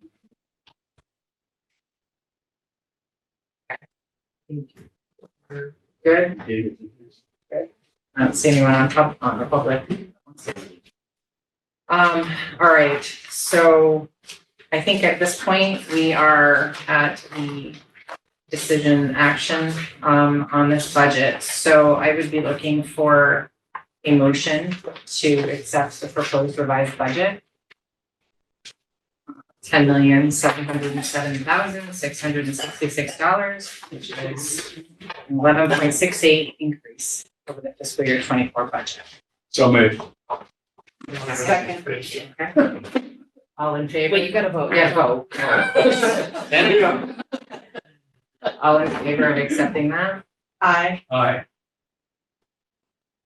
Aye. Did you count it? Okay. Anyone opposed? So you have to pull, All right, so Scott Kendall, Yes. Julie McKenzie. Yes. Lisa Saunders. Yes. Kelly Tarbell. No. Dave Venter. Yes. Okay, so we have 4 yes, 1 no. Motion passes. Okay. now you can. Yeah. Thank you. So, I think in the interest of time, I'm going to truncate some of this. We'll still address it, but maybe we can move quickly.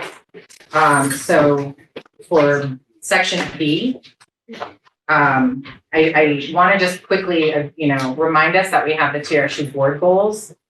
We've completed the one where we revised and finalized the draft vision.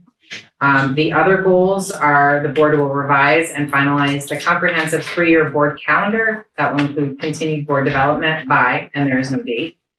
That's going to be something that we're going to also have to address in July too. All boards will continue to focus on consistently holding efficient and effective board meetings through continued board development. And there's a subsection A for GMUSD in regarding to rebuilding trust among its members through board development. That could include board retreat, team building activities, a series of facilitated group dialogues, and mediation with the whole board. I will bring that to GM and see if that is still something that we want to address. I'd say you are in progress on that. Things are better. Yeah, I just don't want to make that decision independently. Another one is the TRSU board will hire a new superintendent by June 30th. I think we can check that one off. Yay. And then the TRSU board will develop a simple and clear superintendent evaluation system by, I think if, My first sounds good. yeah. Actually, I think that pending the budget approval, the superintendent evaluation should become a priority for one of our next board meetings to get that We done. were on a roll until. Yeah, we were this doing good. Slammed the brakes on us. So again, I'm just kind of revisiting that. I don't think that we need to do any discussion on that tonight. Okay, so C, policies, second read and possible adoption. Has everyone read E1 and G11? Yes. You guys have? Yes. Okay, all right, so let's just quickly, unless there is something that this board wants changed and sent back to the policy committee, I would entertain a motion for adopting E1 and G11. Moved. Second. Okay, all in favor? Aye. Aye. Dave is not present for this vote, and anyone opposed? Okay, E1 and G11 have been adopted. All right, and then we had put this off at the last board meeting. It's the adoption of the Vermont Code and Ethics of school board members. This is the same thing that we each individually sign at our boards, but we need to also do it for this board meeting. So is there a motion to accept this? Moved. Okay, second, did someone second? We both moved at Okay. the same time, so Andrew can pick. So all in favor? Aye. Opposed? And Dave Venter is not here for that vote either. So can you send this out electronically for the ones that aren't here? Scott or? Yes, we would, it's easiest if we just hand that to you At the next on meeting? Tuesday. Okay. Scott. Yeah, I'll sign it whenever I see. Yeah, we got enough committee meetings and stuff. So We're going We'll to see be each other a lot. Yep. well, actually on Tuesday, we're doing it on Zoom. And we are going to be doing the whole warning piece signatures through an electronic system. And I don't want to try to add a second one into that. I think our people's heads full as well. So, Great. Okay, so as long as we're all ready to move on, we move into new business, which is the new hire of a special ed teacher, special programs at LES and special ed at MHS. oh, which is why Mary is here. Oh, I got my laptop. Which is why Mary is here tonight. So, Mary, do you have a preference? Shall we start with Kelsey? Yeah, Kelsey will be fun, sorry. All right, so we have these two, two special educators to ask for your approval. Kelsey Brown is our recommendation to be the new director, coordinator, teacher for our special programs that are housed here in this building. We have in the past had two special educators, one for our program for students with autism, one for our program for students with social emotional needs. We wound up combining that for the last half of this year when one of our educators left. And the person who's been doing that is also moving on at the end of this year. Kelsey is just outstanding for this job. I hope you all had a chance to look at her resume and her background. We are renaming those programs as a single program for students with intensive needs, so that we're not putting a particular condition and it being directly labeled. I was fortunate enough to be able to meet with her as well after Mary had interviewed with her. This is her passion. She is dedicated to helping students who have the greatest difficulty in finding ways for them to be able to participate to the extent possible within education and in an educational setting. And I'll let Mary talk about it, so she's going to give We've you. also had the opportunity to work with her for this past few months. She's works for Patterns for Behavioral Services. She's come in as a BCBA, which helps with applied behavior analysis and serving the students with some behavior issues, and not really behavior issues, but to help them cope with things with their disability. And she's done an excellent job. She's made a big turnaround, and she has wonderful ideas for our program for next year. And she's fit in very well with the state here. So we're really pleased to have her. We're lucky to get her, especially this time of year. So. Such a win. Right. I'm sorry, what was her first name? Elsie, Kelsi. Right. Is there any discussion? Sorry, guys? Oh, you already made a motion? No. No, just this is about the new hire for the special ed teacher. No, there's no motion, just discussion first. Is there? I thought you made a motion and then you discussed. No? Yeah, we do it the other way. Okay. Whatever the board would like to do. All right, go for it. So any questions for Mary? Lauren? Okay, motion. Now I'm making a motion. Second. All right, all in favor? Aye. Opposed? Aye. Okay. Let's see, is approved. All right. All right, and then our second special educator is Adeline Curtis. She goes by Laney to fill the Laney, the position at Mount Holly that became vacant when Beth Case passed away. And we've managed to take care of the position for the rest of this year, but we have been looking for somebody to come in to fill it. And again, we have somebody with experience. She's been out in California working as a special education teacher. She grew up in Vermont. She has family here, and she has a family member who is will be renting her space in Weston. So unlike some people who come to us from out of state where we're not sure we really have them because there's nowhere for them to live, we know that she will have a place to be. But she also is excited about this and excellent. We're looking forward to having her here. Mary, did you want to? She has 5 years of teaching experience, and she's also been in the department having the special ed with another coworker, and she has excellent recommendations from everybody, and she really loved Mount Holly School. She had other offers, and we moved fast, so we didn't lose her, so. And I make a motion, we hire. I'll second. Okay, all right, all in favor? I, Opposed? Mary, a question, special ed? Yep.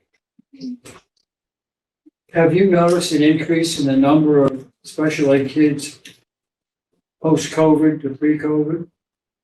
There's a big increase right now. There are a lot of, in the preschool, there's a big number of students that are coming in that have been identified with special ed. Okay. We are actually having within our schools, though, one of the things that with the changes from Act 173, we're having the rate at which new students who are already within school are being identified as slowed. And that is something that some of the special educators have commented on, seeing that we're putting those interventions in place so that we are not going immediately to the identification, trying to make sure that we really need to. But that's a different situation from we're seeing more students who've been. I think with the new curriculum director, the work that they have done with all the teachers and Julie also, on the multi-level systems of change, it really helped a lot. And we're seeing a lot of improvement through that, with people understanding how they need to work with special ed students and also not identifying them right off, maybe working with them, trying different strategies before they're identified. So it's been really helpful to have Julie and Emma on our team. can I get Lainey's name again, please? Adeline Curtis. And that is Adelaine. Thank you. So motion passes for Adeline. All right, moving on, there are no policy first reads. July, all board retreats. All right, so we sent around a doodle poll to everybody on both boards. We did not have responses. There are 4 board members who have still not responded. However, within the people who did, we have July 12th is the date on which we have the most number of people. Kelly, that was the one you thought you might be able to make, is that right? Or was it July? Highest possibility, but that is still pretty darn low. Yeah, well, we had different people, but the same number of people for July 11th and for July 12th. My recommendation would be July 12th, since we might be able to get Kelly to be there as well. But that's, you can decide it is the same number of people. We still did not hear from four board members, so they may be able to come. At the moment, we do not have a quorum for either one of the boards, but you don't at the retreat have to vote on anything. So the meeting would happen anyway.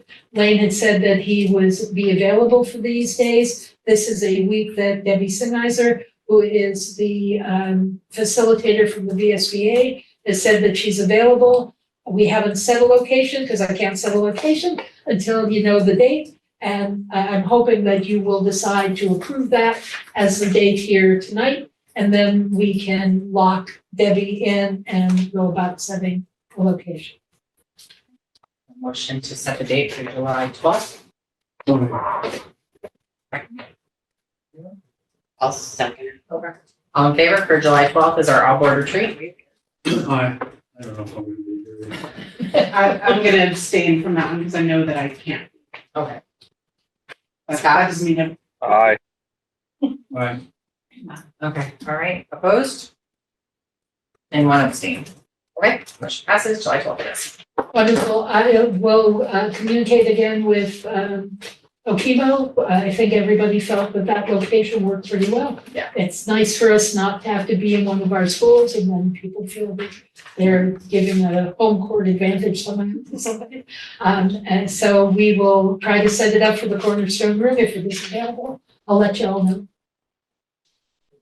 All right, so policies approved at this meeting were E1 and G11. Our last public comment. If there's anyone left that wants to speak? Take that as a no. And then setting our next date and agenda.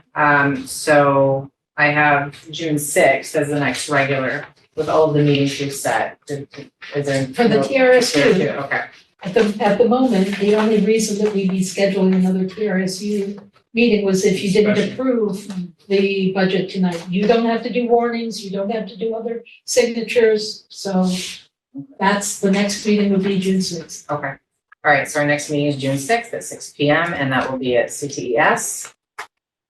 And is there anything in particular anyone would want on that agenda? The celebration I of was the gonna say, budget. Gabe, you passed the budget. Who's buying the beer? All right. So, and it may be on there anyway, but talking about the superintendent review process. Yeah. that's one of our goals, so yeah. All right, okay, so board evaluation. Board members are given and have read agenda and background materials prior to the meeting. Yeah. Yes. Okay, board members are respectful to each other, the public and the administration. Always. Board members handle conflict openly and constructively. Yes. As needed. Board members focus on the role and responsibility of the board. Yep. And board members act as a team once a decision has been made and work collaboratively throughout the decision-making process. Absolutely. Thanks, sassy Motion. Scott. Motion to adjourn? Motion moved. All in favor? Did I take your thunder? All in favor? Aye. Adjourned at 8:07. Thank you all.